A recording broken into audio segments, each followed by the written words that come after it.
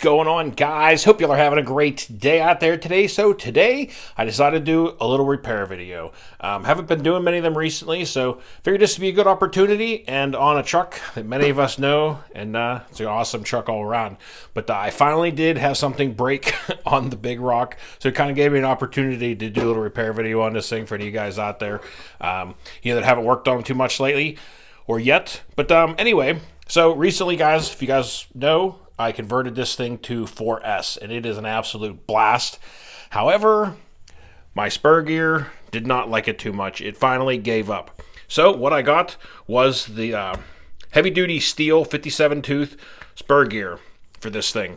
Because I am going to be running this thing probably pretty often on 4S, so I figured might as well just upgrade it now, so I stopped ripping that thing apart. So that's what we're going to be working on here today, is changing out the spur gear in this thing and getting this thing back up and running. So I'm going to get this thing, start tearing this thing apart, so stay tuned, guys. Alright, guys, well, we're going to get started with tearing this thing apart and getting the motor and the slipper clutch and all that pulled out of this thing. Going to go ahead and get the dry shaft removed out of here, and underneath you got a 2.5 millimeter screw here that holds in the little red retainer for the motor to slide backwards. So once you get that, you can kind of grab a hold of this thing. Sometimes it can be a little bit, have to persuade it a little bit, give it that first little budge. But get that thing out of there. We'll go ahead and disconnect the motor and the fan. Get those leads off of here. But I'm going to finish getting the motor pulled out of here. After you get that out of there, all you're going to do is lift up on this thing and kind of wiggle it backwards. But if you got much dirt or stuff caked in the motor, little slides on there, sometimes it can be a little bit of a trouble to get out of there, and you got to kind of use a screwdriver to kind of work its way backwards a little bit. But it is smoothing now. There we go. When those slides get dirty down in here, it makes it kind of tough to get it to slide out. But that's it. Comes out in one big piece. And I don't know if you can see there, but that gear is gone. It sounded like it at the motocross track. It just started grinding really bad. So we're going to go ahead and get this case opened up here and get the motor changed out. All right, guys. Well, what I usually like to do once I get the motor out of there is grab like a brass brush or just a regular one and kind of clean out those slots down in there and get the dirt out of there. What I usually do is hit it with a little bit of WD-40 down inside those slots, just to kind of makes it a little easier next time when you go to slide it in and out. It'll kind of go back in there a little easier. But now we're ready to get the car out of the way, get this thing opened up. Now we got the 2.5 millimeter screws that hold that in. I'm going to change my bit over, make this a little bit easier. But you got 3 2.5 here on this side. We'll pull those 3 out of here. And then the cover should come off. Might come out with the whole entire clutch. Also, don't lose that. Alright. So, there it is. I mean, that thing is a little stuck in there. Gotta wiggle it. Lots of shavings, as you can see. Some of them fell out. Some of them are still stuck in there. Again, I'm just going to use a brass brush to kind of clean this up in here a little bit. Get all the old dirt and grime out of there. Make sure all the bearings in there, you make sure all these things are spinning nice and free. It's not binding up at all. These still feel nice and smooth. These are sealed bearings that they got in all the new V3s and stuff. So before, they used to be just regular open bearings, and these things ripped apart really fast. They didn't last very long. But it seems like the new sealed bearings that they're putting in them are holding up a little bit better. But all right, well, got all that stuff cleaned up. The main pinion gear looks fine because this one's plastic, so usually doesn't chew that up too much. But yeah, the spur, as you can see, is in pretty bad shape. Got a nice little ridge. You can see where it chewed it all apart. However, this bearing that is on this side is not spinning very freely. So I'm going to have to try to work this thing off of there and get this one freed up or find another one. I'll bring you guys back whenever I get that off of there or a new bearing. All right, guys, well, we got the bearing. You know, every time I start saying something, I've noticed, I was just saying, oh, these bearings usually work pretty good, and then I get this one that's kind of locked up. But it just had a really tight spot. I hit it with a little WD-40, and it's spinning free as can be now, so I don't know what was going on there. But anyway, so once you get that out of there, on this side, you'll see down in there, there is a 2mm hex. You just crank that out. And on this side, there is a little plastic catch with a nut in there. Some of them have a catch, some of them catch directly into this aluminum. Honestly, I'm not sure. I haven't had this one apart yet, so kind of a little bit of learning experience also for me. But in here, there should be, there it is, the spring, there's a bearing, the spring, and a washer. Now, you'll see in here that there is two little roller bearings and two in a little washer, basically. And those ride behind this washer, or behind the spring. So it goes spacer, bearing, spacer, and then spring again. And then those basically ride, because that allows basically the spring to tighten up without binding against the screw. That's why there's a tiny little roller bearing in between her. I know it's probably hard to see. I'm not sure if you can even see that, but there is a tiny little roller bearing in there. And it's always good to definitely give that a little spray with some oil or WD and make sure that always stays freed up, because they do get tight after a little while, and it usually causes them to bind up, and then the spring breaks and you got other issues. But that does seem to be moving pretty free now. So once the spring comes out of there, you got your one side plate, and gotta get something to get this out of there. There we go. You got one slipper plate on this side with that plate, and then this side you'll have two more plates with a steel plate in between. You got a plate, the steel plate, and then another slipper plate. So basically, the deeper side of the gear is what holds the two plates and the steel plate on one side. The other side just has one slipper plate, and then your other side of your clutch. But I'm going to go ahead and get this bearing removed, and I'll bring you guys back in a second. All right, guys. Well, we're going to bring you back here. We're changing this bearing over. You'll see on one side, I could be lying, but we're going to pull this thing out of here. A 10mm fits the bearing pretty well. You can go ahead and try and tap this out of here. There it goes. Pops right out. One side, you guys can see that has a flange on it. And that side does go towards the deep dish side, basically. That's the best way to explain it. But we're going to go ahead and get the new bearing out of here, the new gear. We'll get this changed over to show you what I'm talking about. So you'll see how there's one side of this. Probably can't see it on camera, but on the deeper side of this gear, it's kind of recessed in. There's a lip in there. And you basically just match that lip up to the new bearing. And go ahead and give it a little tap back in there. Nice and seated. That bearing's moving really free. So we're good to go over. This is a nice bearing. I keep saying bearing, but it's a nice gear. Nice steel one. Should definitely hold up a lot better than this plastic one. So be a good improvement. But again, on the deep side, you got a plate. If I can get them lined up. Come on, work with me.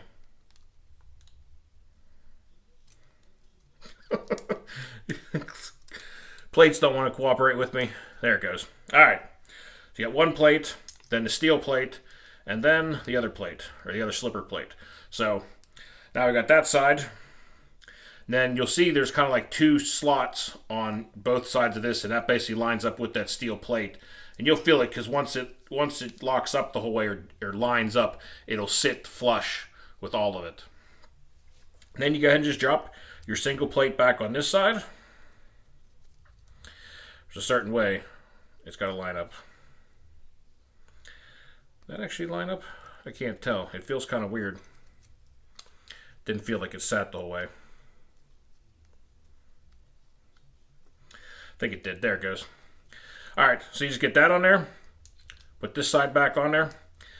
Drop the screw in there. Grab your 2mm and crank that back in. Now, I heard lots of different stories, and I've gone through this a million times on the Creighton 4S especially, as far as what tension or how tight you're supposed to get this screw. I have always been doing it basically all the way where it's pretty much snug the whole way down until it stops right there, and then go 1 full and a quarter turn back out. So right there we got the hex out, so we'll go 1 turn and then 1/4. That's where I have been setting the Creighton 4S and pretty much any of these, and it's been working really well. I haven't had any problems with the slippers, slipping too much or not slipping enough. So that's where I've been setting them. So you could try it, or you could try your own method, but that's how I've been doing it. But we're ready to get this thing back in there, I think. Now what I usually like to do is kind of throw this back in there, and you can kind of test it, with your dry shaft and try to slip the slipper. If you feel it trying to slip a little bit, it's pretty good. Honestly, I might take this out because I don't feel any slippage. So I'm going to take it out 1 more quarter turn. And there, now it's just starting. It's just, you can feel it. You got to put a little bit of tension on, but it's just starting to slip. So I think I'm going to leave it right there. So on this, guys, I did go 1.5 turns back out from tight. So I'm going to give this a try. If it's not slipping enough or too much, you can always readjust this easy enough in the car, because you can pull out the dry shaft and stick it down in here and loosen that up a little bit if need be. But let's go ahead and get this thing back together. So go ahead and drop the long end, faces out towards the motor. Wiggle that back in there. The gear mesh is still matching up nicely, since it is the same size tooth, gear. No real problem there. So, actually, maybe I do want to tighten it up a tiny bit. I mean, it feels pretty decent, but I might actually adjust that up just a tiny bit. I mean, it feels pretty decent, but there's like certain spots on it that are slightly, more of a gap than others.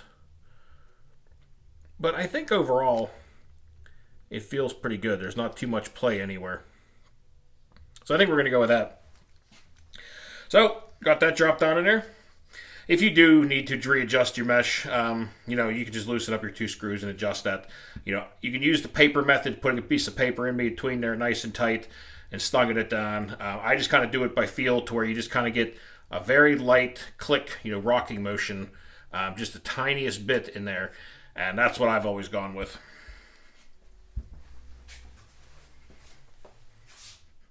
All right, guys, well, we're ready to pretty much button her back up again here.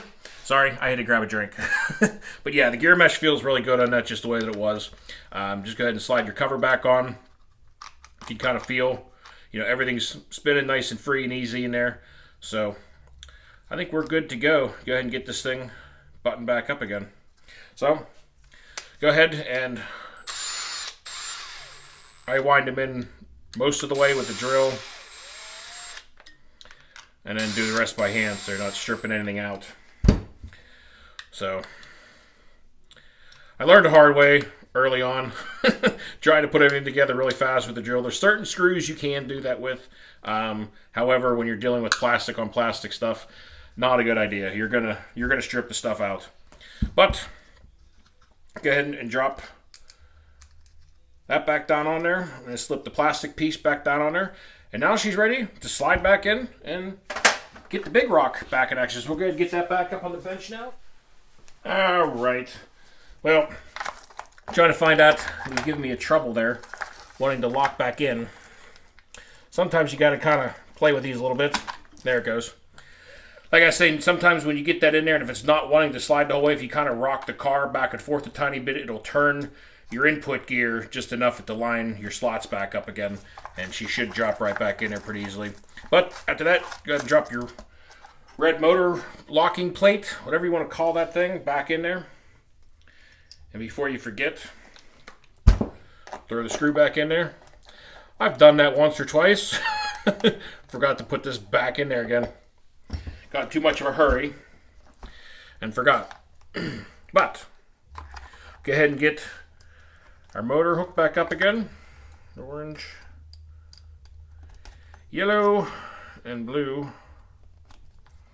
And then the fan wire. You guys, this thing running on 4S has been an absolute blast. You know, after having it done at the motocross track and running it, I mean, this thing was just a great time.